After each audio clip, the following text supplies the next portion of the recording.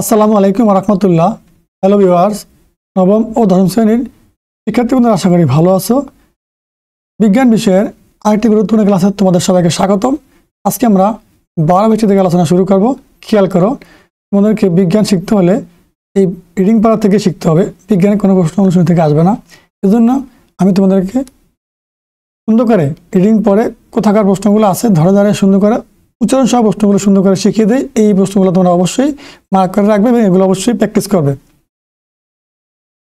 পানির মাধ্যমে শরীর গঠনের নানা প্রয়োজনীয় উপাদান শরীরের বিভিন্ন জায়গায় পরিবাহিত হয়।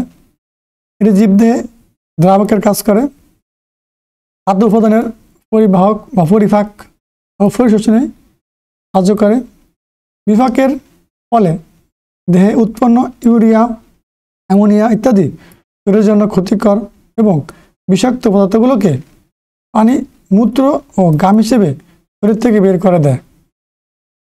এছাড়া পানি শরীর থেকে ঘাম নিঃসরণ ও বাষ্পীভবনের মাধ্যমে শরীরের তাপমাত্রা নিয়ন্ত্রণ রাখে। শরীরে পানির উৎস খেয়াল করো। 1 নম্বরে খাবার পানি, পানীয় যেমন চা, দুধ, কফি, শরবত। 2 নম্বরে বিভিন্ন খাদ্য যেমন শাকসবজি ও ফল। মূলত আমরা দুইভাবে শরীরে পানি রাখতে পারি। বিভিন্ন পানি জাতীয় যেমন 7 আপ অথবা চা, দুধ, কফি, শরবত। আবার বিভিন্ন খাদ্যের মধ্যে পানি কোনগুলো, যেমন শাকসবজি, ফলে প্রচুর পরিমাণ পানি থাকে। শরীর থেকে মোট নির্গত পানির পরিমাণ গৃহীত পানির পরিমাণের সমান হলে শরীরে পানির সমতা বজায় থাকে। এখানে প্রশ্ন আছে, শরীর থেকে মোট নির্গত পানির পরিমাণ গৃহীত পানির পরিমাণের সমান হলে শরীরে পানির সমতা বজায় থাকে।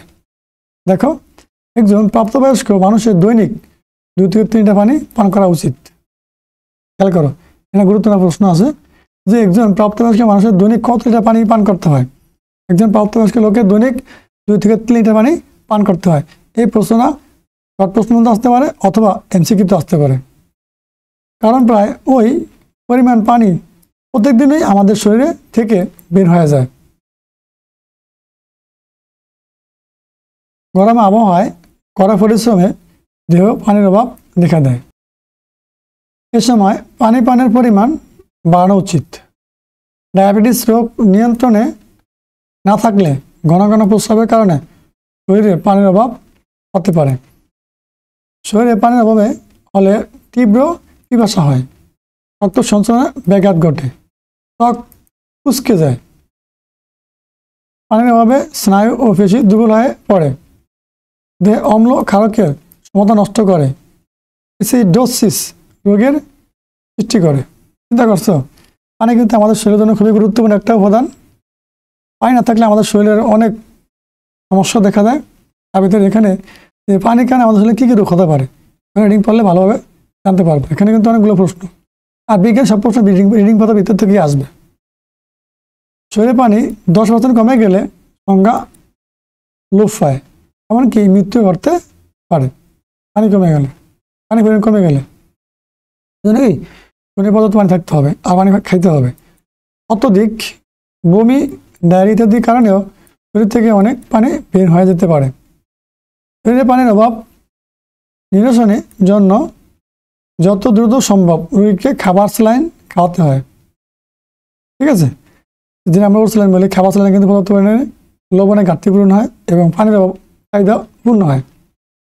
শরীর থেকে যে পরিমাণ পানি ও লবণ বের হয়ে যায়, খাবার স্যালাইন তা পূরণ করে, শরীরে পানি ও লবণের ভারসাম্য ঠিক রাখে। বাসায় খাবার স্যালাইন না থাকলে 1 চিমটি লবণ, 1 মুঠো গুড় বা চিনি, 1 গ্লাস পরিষ্কার স্বাভাবিক তাপমাত্রার পানি মিশিয়ে খাবার স্যালাইন তৈরি করা যায়। কী লাগবো? স্যালাইন নাই, এখন এই মুহূর্তে তোমাকে স্যালাইন খেতে হবে। তাহলে কী করো, তুমি প্রথমে 1 গ্লাস পরিষ্কার স্বাভাবিক তাপমাত্রা পানি নেবা, তারপরে 1 চিমটি লবণ নেবে, মানে 3 আঙ্গুল দিয়ে ধরিয়া, তাকে বলে 1 চিমটি। পরে 1 মুঠো, আপনার মুঠের 1 মুঠ গুড় বা চিনি নেবা, নিয়ে এগুলো মিক্স করিয়া লাড়া দিয়ে খাওয়া, তাহলে তোমার খাওয়া স্যালাইন হয়ে যাবে। দেখো, এখানে প্রশ্ন আছে হাফেজ বা আজকে খুব গুরুত্বপূর্ণ, খেয়াল করো। এখানে পর্যন্ত যে সকল খাদ্য উপাদান নিয়ে কথা বলা হয়েছে তার বাইরেও আরও একটি গুরুত্বপূর্ণ খাদ্য উপাদান হচ্ছে রাফেজ বা আঁশযুক্ত খাবার। এই আঁশযুক্ত খাবার আমাদের শরীরের জন্য খুবই গুরুত্বপূর্ণ। ঠিক আছে, রাফেজ প্রধানত উদ্ভিদ থেকে পাওয়া যায়। প্রশ্ন আসতে পারে রাফেজ কোথা থেকে পাওয়া যায়? রাফেজ প্রধানত উদ্ভিদ থেকে পাওয়া যায়।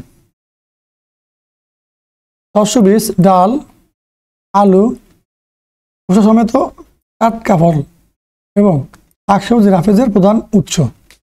ঠিক আছে, রাফেজ প্রধানত উদ্ভিদে থাকে। তারপরে শস্য বীজ, ডাল, আলু, খোসা সমেত টাটকা ফল ও শাকসবজি রাফেজের প্রধান উৎস। এগুলো ছাড়াও শুকনো ফল, জিরা, ধনে, মটরশুঁটি প্রভৃতিতে বেশ ভালো পরিমাণ রাফেজ পাওয়া যায়। এই খাবারগুলোর দীর্ঘ তন্তুময় অংশকে রাফেজ বলে। কি শুকনো ফল, জিরা, ধনে, মটরশুঁটি, তারপরে শস্য বীজ, ডাল, আলু, খোসা জাতীয় টাটকা ফল ও শাকসবজিকে একত্রে রাফেজ বলে। ঠিক আছে, রাফেজ মূলত সেলুলোজ দিয়ে তৈরি উদ্ভিদের কোষ প্রাচীর। রাফেজ কি দিয়ে তৈরি হয়? রাফেজ সেলুলোজ দিয়ে তৈরি হয়। এই প্রশ্ন খেয়াল রাখবা। রাফেজ আমাদের দেহে কোনো পুষ্টি যোগায় না সত্যি, কিন্তু কোষ্ঠকাঠিন্য, হৃদরোগ, ডায়াবেটিস ইত্যাদি রোগ প্রতিরোধে খুবই গুরুত্বপূর্ণ ভূমিকা রাখে। কি যে রাফেজ কোষ্ঠকাঠিন্য, হৃদরোগ, ডায়াবেটিস ইত্যাদি রোগ প্রতিরোধে করতে সাহায্য করে। তবে ঠিক কিভাবে এই রোগগুলো প্রতিরোধ করে তা এখন পর্যন্ত সুস্পষ্টভাবে জানা যায়নি। রাফেজ সরাসরি খাদ্যনালীর মধ্যে দিয়ে পরিবাহিত হতে থাকে, অপরিবাহিত হতে পারে, এটি হজম হয় না। এটি হজম হয় না।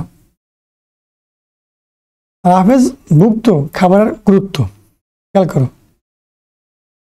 রাফেজ কিন্তু যে বলছিলাম রাফেজ কি, রাফেজ শিখলাম। এই রাফেজ যেটা বলি তোমরা দেখো, আমরা যে সিম খাই অথবা বরবটি খাই, একটা আঁশ থাকে, বা আরও অনেক ফল আছে, ফল আছে বা শাকসবজি আছে আমরা খাই, একটা আঁশ থাকে। আঁশগুলো আমাদের খাদ্যনালীর সাথে ঘষায় ওই খাদ্যনালীটা পরিষ্কার থাকে। ঠিক আছে, আর এই যে ওই আঁশ যেটা বলি এটা কিন্তু দেখবে হজম হয় না, এটা হজম হয় না। যেমন সিমের বেশি, ডালের শোকলা যে উপরে থাকে এগুলো কিন্তু হজম হয় না। এগুলো কিন্তু আঁশযুক্ত খাবার। বরবটি, সিম, অনেক শাকসবজি আছে, শাক আছে। রাফেজভুক্ত খাবারের গুরুত্ব, এটি পরিপাকে সহায়তা করে, রাফেজ পানি শোষণ করে এবং মলের পরিমাণ বৃদ্ধি করে। 2 নম্বরে শরীর থেকে অপাচ্য খাদ্য নিষ্কাশনে সাহায্য করে। 3 নম্বরে এটি শরীরের অতিরিক্ত চর্বি কমাতে সাহায্য করে। 4 নম্বরে বারবার ক্ষুধার প্রবণতা কমাতে এটি কাজ করে। 5 নম্বরে ধারণা করা হয় রাফেজযুক্ত খাদ্য গ্রহণে পিত্তথলির রোগ, খাদ্যনালী, মলাশয়ের ক্যান্সার, অর্শ, হৃদরোগ ও স্থূলতার ঝুঁকি অনেকাংশ হ্রাস করে। ঠিক আছে, খুবই গুরুত্বপূর্ণ মরা কিন্তু এগুলা, আর খুবই গুরুত্বপূর্ণ রোগ এগুলা। এই কারণে প্রতিদিন 20 থেকে 30 গ্রাম আঁশযুক্ত খাদ্য গ্রহণ করা উচিত। প্রশ্ন আসতে পারে একজন সুস্থ সবল ব্যক্তির দৈনিক কত গ্রাম আঁশযুক্ত খাদ্য গ্রহণ করা প্রয়োজন? 20 থেকে 30 গ্রাম। ঠিক আছে, সুন্দর করে মুখস্থ করে রাখবা। শাকসবজি ও ফল থেকে এই পরিমাণ আঁশযুক্ত আঁশ পাওয়া সম্ভব। বডি মাস ইন্ডেক্স, এই যে BMI, ঠিক আছে, এই BMI এর পুনরূপ কি? এই বিতে বডি, এম এ মাস, আইতে ইন্ডেক্স, বডি মাস ইন্ডেক্স সংক্ষেপে বলে BMI। মুখস্থ করে রাখবা। দেহের বর সূচি। জন্মগ্রহণের পর তার দেহের বৃদ্ধি ঘটতে থাকে এবং পরবর্তীকালে শৈশব, কৈশোর পার হয়ে যৌবন ও প্রাপ্তবয়স্কে উপনীত হয়। মানবদেহের বৃদ্ধি 20 থেকে 24 বছর পর্যন্ত ঘটে। এখানে প্রশ্ন আসে, আমরা বিভিন্ন জব পরীক্ষা প্রশ্ন আসে যে মানবদেহের বৃদ্ধি কত বছর পর্যন্ত ঘটে? মানবদেহের বৃদ্ধি 20 থেকে, তারপর আর উচ্চতার বৃদ্ধি হয় না, মানে উচ্চতা হয় না, মানে লম্বা হয় না যেটাকে বলছে। তখন খাদ্যের কাজ হয় শুধু দেহের ক্ষয়পূরণ এবং দেহকে সুস্থ, সবল ও নিরোগ রাখা। প্রাপ্তবয়সে সুস্বাস্থ্যের জন্য দেহের উচ্চতার সাথে দেহের ওজনের একটা সামঞ্জস্যের প্রয়োজন হয়। দেহের উচ্চতার সাথে ওজনের সামঞ্জস্য রক্ষা করার সূচককে BMI বলে। এই বস্তুর জায়গায় বলতে পারো যে বডি মাস ইন্ডেক্স কাকে বলে। যে জায়গা থেকে দেহের উচ্চতার সাথে ওজনের সামঞ্জস্য রক্ষা করার সূচককে বিএমআই বা বডি মাস ইন্ডেক্স বলে। দেখো এখান থেকে পড়ে নেবা কোনরূপ ইংলিশে বিএমআই কি বডি মাস ইন্ডেক্স, বাংলা আসতে পারে ইংলিশে আসতে পারে। কোনরূপ ভাইয়া বিএমআই কি, তাহলে তোমাকে ইংলিশে লিখতে হবে বডি মাস ইন্ডেক্স। আর বডি মাস ইন্ডেক্স কাকে বলে? দেহের উচ্চতার সাথে ওজনের সামঞ্জস্য রক্ষা করার সূচককে বডি মাস ইন্ডেক্স বলে বা বিএমআই বলে।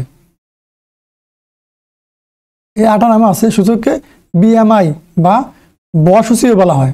এই যে দেহের বসূচি কাকে বলে? ওই যে বডি মাস ইন্ডেক্স, এটার বাংলা নাম আছে কি বরসূচি। ঠিক আছে, দেহের উচ্চতার সাথে ওজনের সামঞ্জস্য রক্ষা করার সূচককে বিএমআই বা বসূচি বলা হয়। অনুরূপ কি বডি মাস ইন্ডেক্স, খেয়াল রাখবা। উচ্চতার সাথে যদি দেহের ওজনের সামঞ্জস্য থাকে তবেই পুষ্টিগত দিক থেকে শরীর সুস্থ বলা হয়। বিএমআই এর সূত্র হচ্ছে দেহের ওজন বাই দেহের উচ্চতা, অর্থাৎ দেহের ওজনকে দেহের উচ্চতা বর্গ দিয়ে ভাগ করলে যে ফল পাবে সেটি হবে কি সেই ব্যক্তির বিএমআই বা বর্ষসূচি। ও তাহলে বিএমআই এর সূত্র হচ্ছে কি দেহের ওজন ভাগ দেহের উচ্চতা স্কোয়ার। এই যে ব্র্যাকেটের বাইরে স্কোয়ার আছে। বিএমআই এর সূত্র কি দেহের ওজন ভাগ দেহের উচ্চতার স্কোয়ার, সে কথা এখানে নিচে বলছে। অর্থাৎ দেহের ওজনকে দেহের উচ্চতার বর্গ দিয়ে, বর্গ মানে স্কোয়ার, বর্গ দিয়ে ভাগ করলে যে ফল হবে সেটি হবে সেই ব্যক্তির বিএমআই বা বর্ষসূচি।